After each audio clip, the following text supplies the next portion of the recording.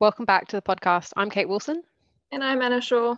This week I spoke with Carolyn Breeze, who's the General Manager for ANZ at GoCardless, and Luke Fossett, who's the Director of Sales for ANZ at GoCardless. And this was a really interesting conversation looking at open banking and how open banking APIs can be putting the power back in the hands of consumers, which is a topic that I really like the idea of, putting the control back in the consumer space rather than it just being dictated by, the options that are available to customers.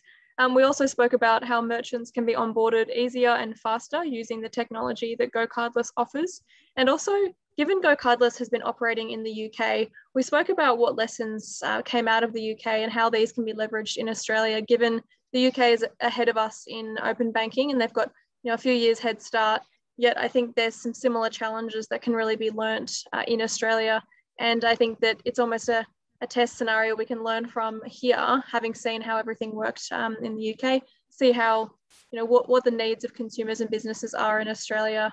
And I think one area that I really enjoyed with this episode was the idea that, or one of the comments that got made by Luke actually, was that a perfect open banking solution should be invisible. So we were talking about, there's low awareness of open banking in Australia, and we've seen similar in the UK as well. So, does awareness need to really increase in order for consumers to be using or taking, benefiting from open banking technology? And this idea that it should be invisible, you shouldn't be actively thinking about it. It should just be easier to do certain tasks or, have certain things be just faster or more streamlined. Yeah, it's a really good point, I think, around that idea of open banking being invisible. We've been looking at awareness of open banking in our studies, both in the UK and Australia, for a while. And I think it's pretty clear that while consumers might have heard that term before, they probably don't have a great understanding of what open banking is. And if you don't work in this industry, potentially it's not something that you really need to know about either. Probably it's more what that front end customer experience looks like. We've done some research as well in the UK about what customers are interested in from an open banking perspective, and also in Australia, I think the aggregation service kind of makes sense to consumers as a product or a service offering, but really where there's a lot of opportunity for open banking, I would imagine, is where there are solutions that really solve customer problems, and a customer might never realize that that is an open banking solution, or might not even be aware that anything has really changed. They'll just see an easier onboarding experience or an easier experience for them, which is really what we're trying to get to with open banking.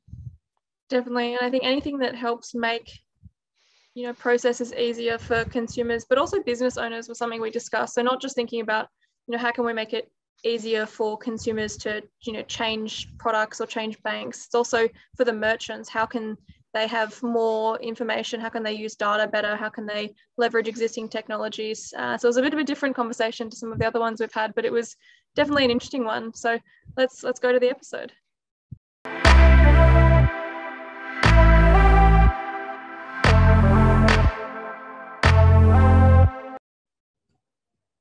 Thank you for joining us for this week's episode of the RFI Group Global Digital Banker podcast. And with me today are two people from GoCardless. So we have Carolyn Breeze, who is the General Manager for Australia and New Zealand, and Luke Fossett, who is the Head of Sales for Australia and New Zealand. And we're going to be speaking about what GoCardless does, and then also open banking, payment solutions, and a little bit about putting control back in the hands of consumers and business owners in terms of their payments needs.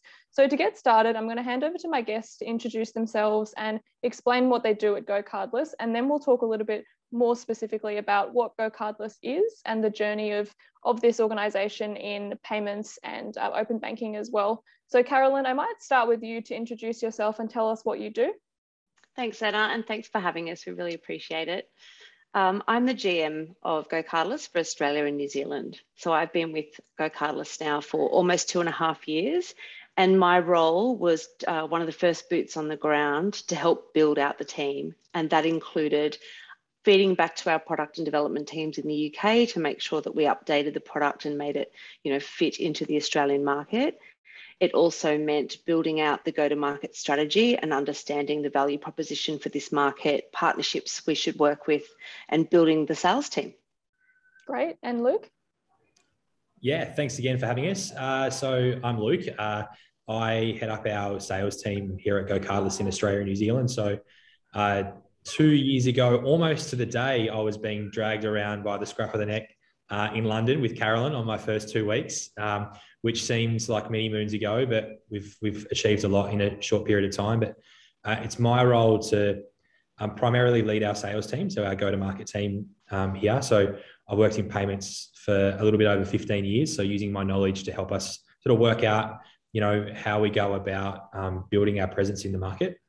And then a few other hats, so feeding back information to our core product teams and our schemes teams that help sort of refine not just what we do now, but help us understand where we go in the future using, new technologies like the NPP or Payments New Zealand. Fantastic. And it's a good point that being overseas seems like a distant past. I think that's for anyone in Australia, even the idea of going overseas seems very foreign. So hopefully we'll be able to do that later. But thank you both for those introductions. Carolyn, do you want to tell us a little bit more about GoCardless and the work that GoCardless has been doing? Sure. So GoCardless is an account-to-account payments platform that focuses on bank debit or bank direct debit globally. It started over 10 years ago. In fact, we celebrated our 10-year anniversary this year, and we have 65,000 merchants globally.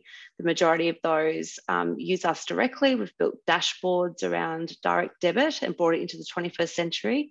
And we also have some great partnerships with people like Xero, Salesforce, Zora globally, where we help their clients as well accept recurring payments.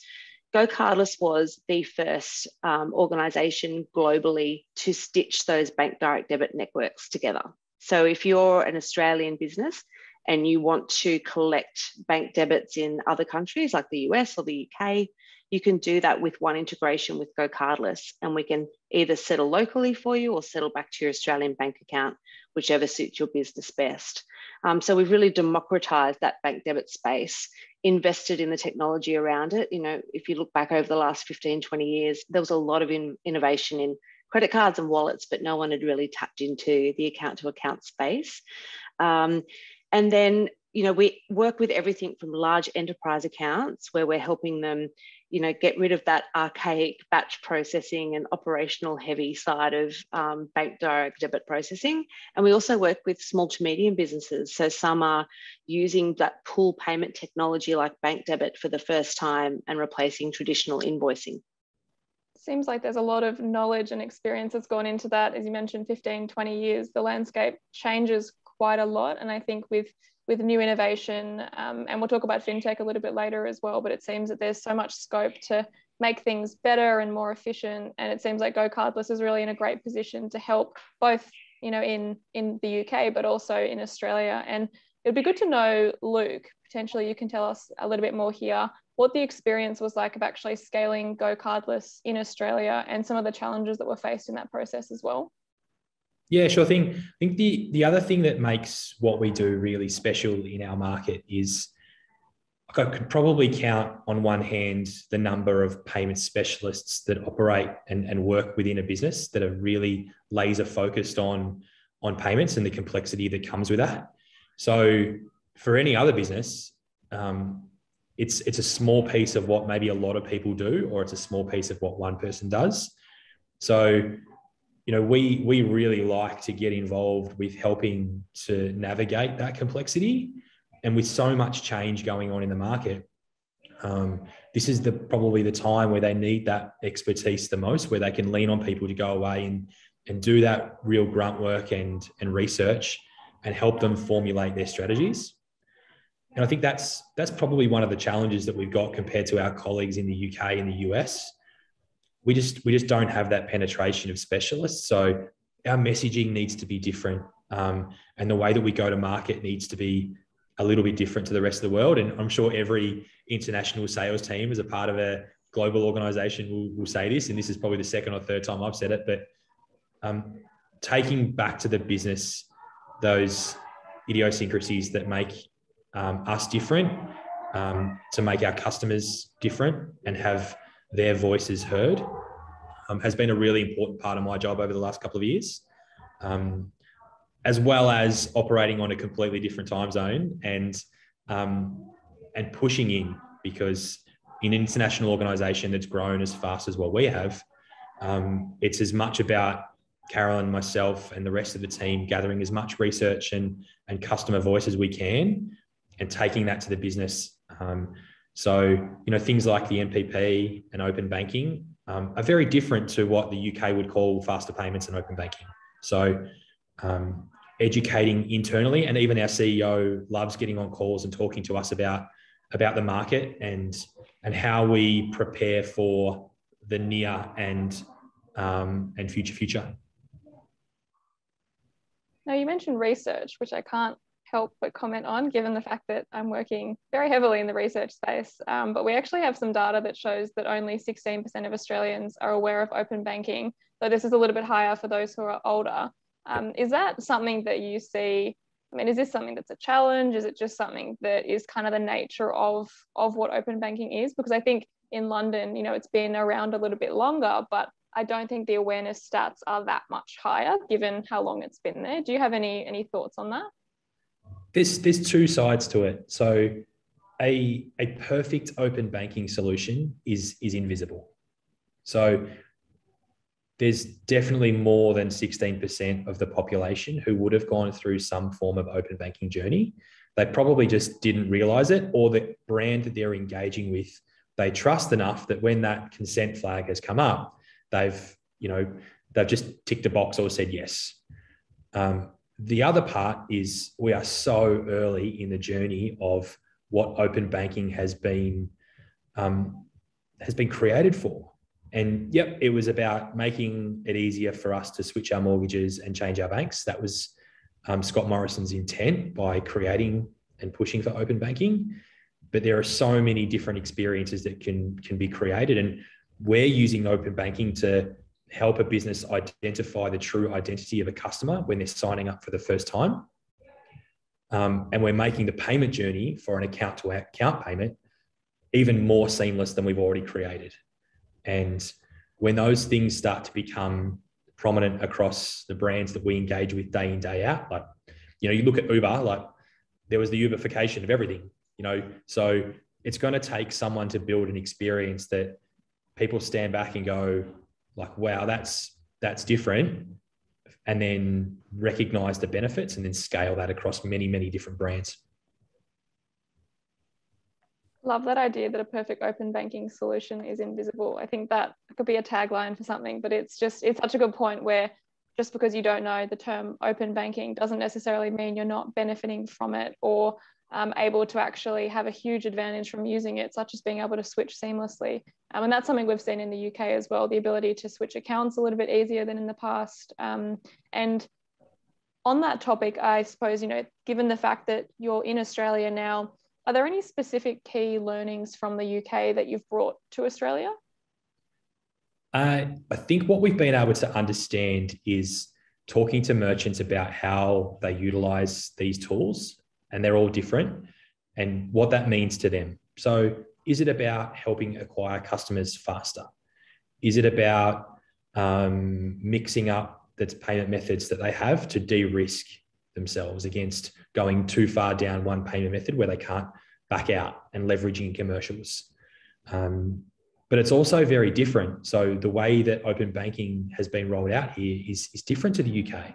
So it's exciting to see the changes that are being made to how an organisation like ourselves can get access to open banking and our network of merchants. And that's probably one of the more exciting things that we've seen in recent times. Is up until a month ago, we were really unsure around the scalability in the short term of open banking tools, because you had to go through that 6 to 9 month accreditation process just to get access and touch the data, whether that was just a yes or a no. So, we're already building and already have launched open banking and instant bank payment solutions in the UK. So we'll start to leverage that in order to show organisations what it really can unlock. And then thinking about the benefits of GoCardless specifically, Carolyn, it'd be good to know from you, how does GoCardless really help small businesses and startups to actually improve cash flow and keep track of payments? So what are some of those key benefits that users are actually able to access? Sure. So I think direct debit in its raw sense is actually really difficult for small to medium businesses to access. So prior to a platform like GoCardless, a small business would have gone to the bank and asked for access to pull money from people's bank accounts, and that would have come with maybe a reserve in place or some guarantee that they were going to do, the right thing. The other piece is that it would then be up to that business to gather the account number and the BSB for those people, store it securely, and then push the payment through to the bank for processing. And that's quite arduous and time consuming. And if there's any errors in that process, it all bounces back. So GoCardless has completely democratized bank direct debit for small to medium businesses. You can be up and running within a day. We automate everything for you, give you all the tools to collect information and slip it easily into your invoice or when you're setting up a new customer. Reconcile with your existing accounting software or CRM. So one of the most beneficial partnerships for us, it's a win-win for both of us, is our global partnership with Xero. So any business on Xero can opt to accept direct debit via GoCardless straight out of the Xero platform, which is fantastic. So one side, it's democratizing and giving them access to that pool technology to enable them to take control of their finances and not, help them kind of remove some of those cash flow issues.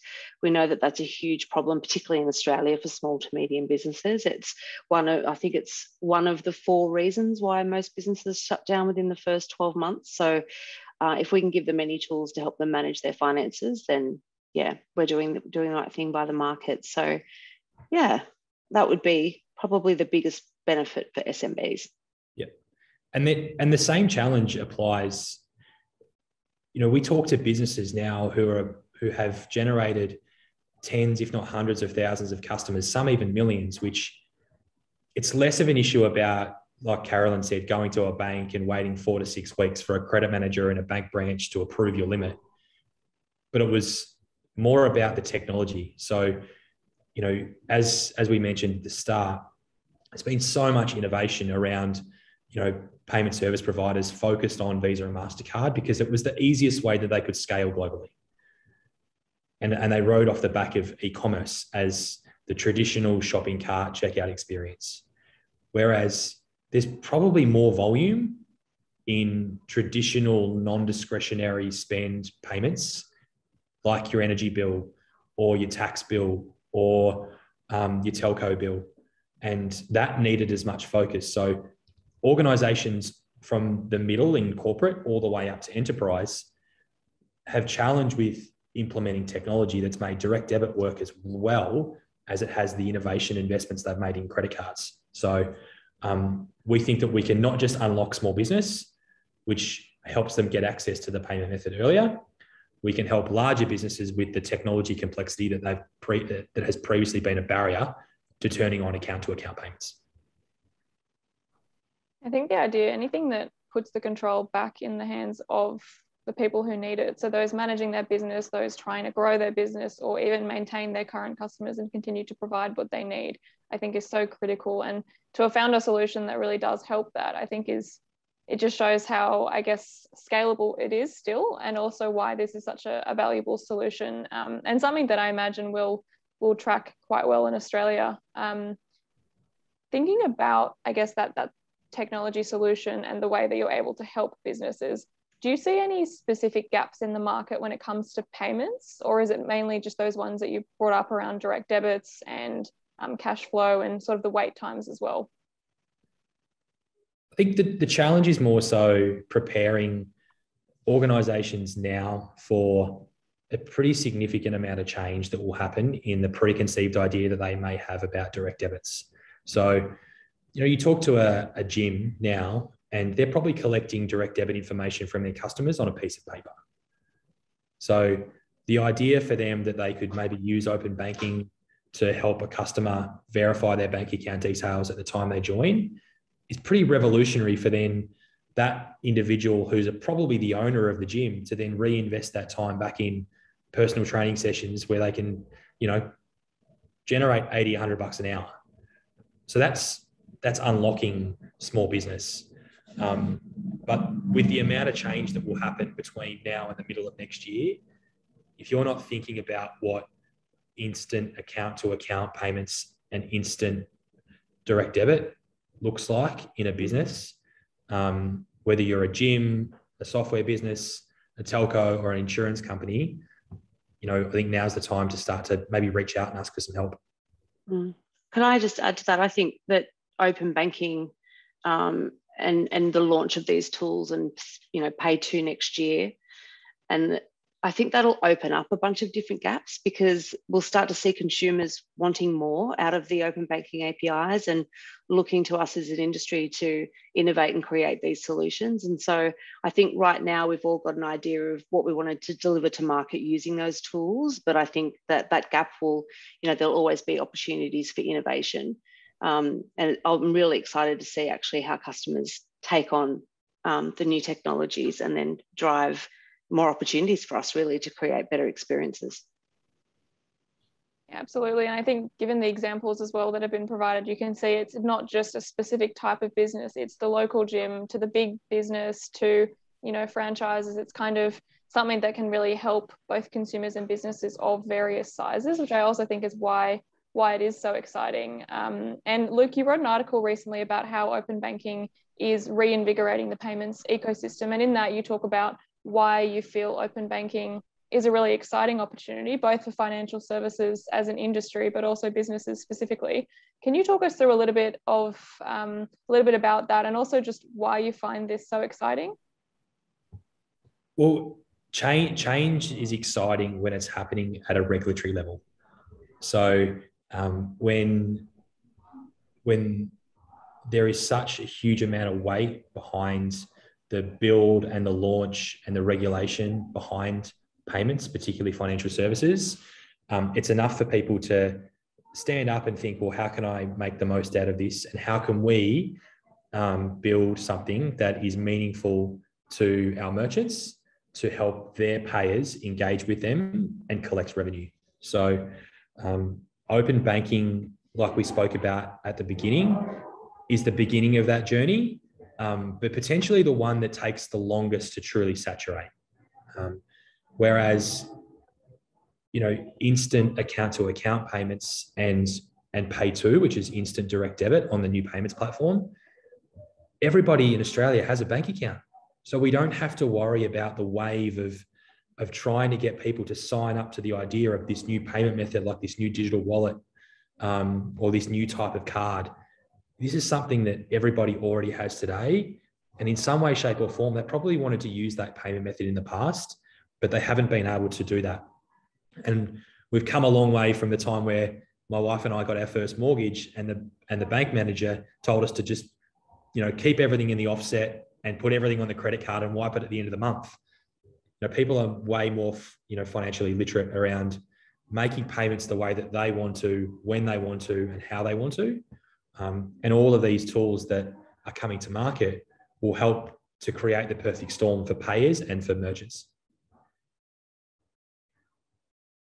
Yeah, I think that when people also experience new ways of paying, or even when thinking about, a few years ago, instant payments wasn't something that we really expected. It was fine. You knew it took a couple of days, whereas now you see customers specifically complaining that their bank isn't offering OSCO, they're not offering instant payments. They're frustrated that they get that with this bank, but not this bank. And I think it's amazing how expectations shift so quickly.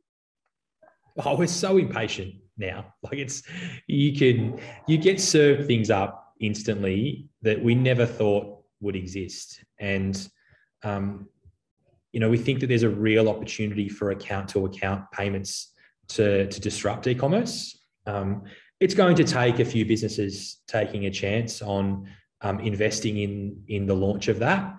But we think that, particularly for high value items at checkout, where the economics of taking a payment via a bank account, when, maybe that's a custom item, or maybe that's something that needs a bit of preparation before it's shipped.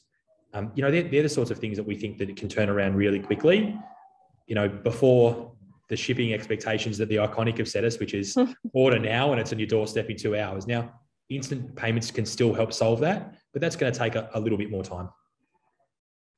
Yeah, I think it is an exciting space. And I think the fact that the expectations change so quickly means that businesses have to keep up. And I think it's an exciting place to be in the payment space or in that technology space.